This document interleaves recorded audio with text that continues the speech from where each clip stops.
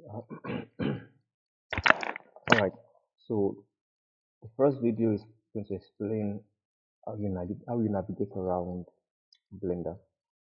So now this is your 3D viewport. So everything you create, everything you work on in your 3D space will be in your 3D viewport. An example is your mesh. All of them will be here. Your cameras, your camera,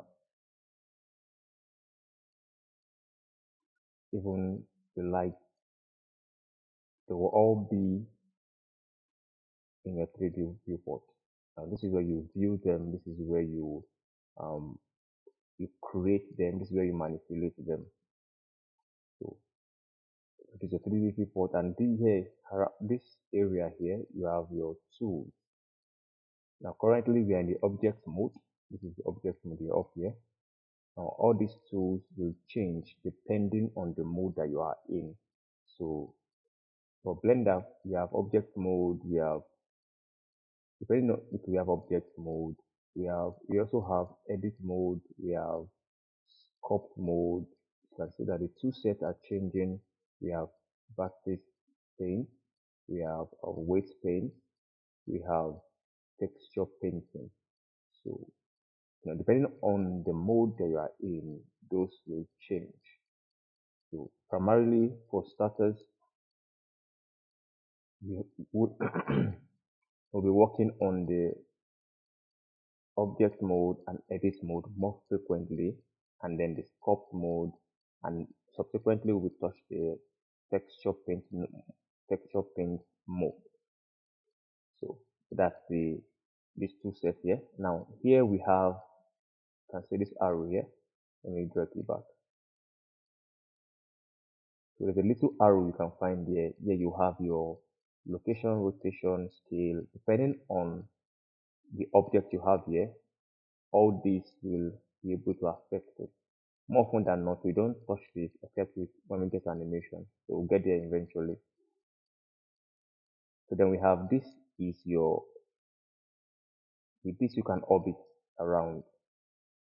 If you're using a mouse, it is Alt and move around. Or left mouse click is your, yep. With your Alt key and your left mouse, you can orbit around. Then you have your zoom. Your zoom is your scroll wheel. If you scroll up and down, you have your zoom. And then we have your pan. Your pan is when you press down the zoom, the scroll wheel, press it down to be able to pan left and right. This is panning left and right. This is zooming or dolly, D-O-L-L-Y, and this is orbiting, orbiting, yeah, orbiting. So up here around this area where my mouse is, this is what we call the outliner. On the outliner you'll find a list of all the objects on your scene. Currently, let me add more of these objects so you can see it. So you can see them. So as you can see, we have the camera. This camera, this is here.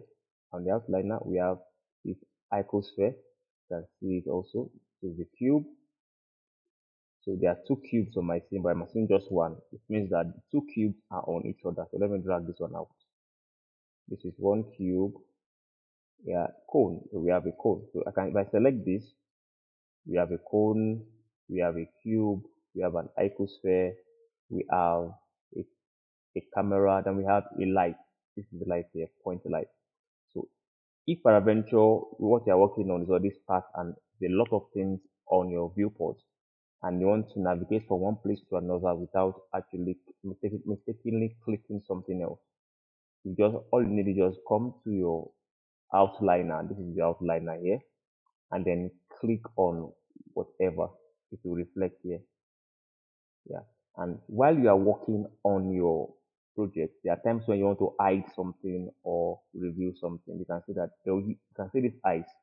This eyes is revealed in viewport. You can see, so you can hide it. Now I'm hiding them. Let me hide everything except for the cube. Now everything, you can't see anything on the screen here. or your viewport, but they're actually there. This is your 3D viewport, they're actually there. They're just hidden. They are hidden. So to reactivate them, just open again the eyes. So this is your outline now.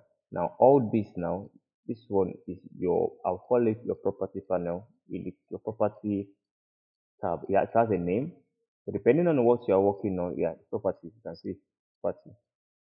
So depending on what you are working on, for instance, if you want to render now, you can, there's a place you come here, here you see render. If you want to set the output, you can find the output. If you want to use the modifier, you get here. If you want to use most of the extra properties that you will not find here, you will find them here. So as the class proceeds, will be touching this, visiting this very often. All right. So like I said earlier, if you want to orbit around, this is orbiting, this is panning, and this is zoom. So now this is called the 3D viewport, the perspective viewport. Perspective. If you want to change the viewport, you just click tab and then you see top, tab again, you see left, tab again, you see right, and tab again, you see the rest. You can see bottom also. Then when you want to go back to the perspective viewport, just perspective. Now, and you notice something that it is currently upside down. Now, if you are orbiting around, I discover that what you are working on is upside down. Don't be scared. All you just need is to, if you are not, and also if you are not sure if it's upside down or not, just make sure you check. Now, this is negative Z. Negative Z should be down, not up, and Z should be up. So all you just need basically is click, and then we are rotate it back, which orbit it back. I mean, orbit it back to how you want it to be. So that's that. And in Blender, just like in many 3D applications, you may want to split your screen.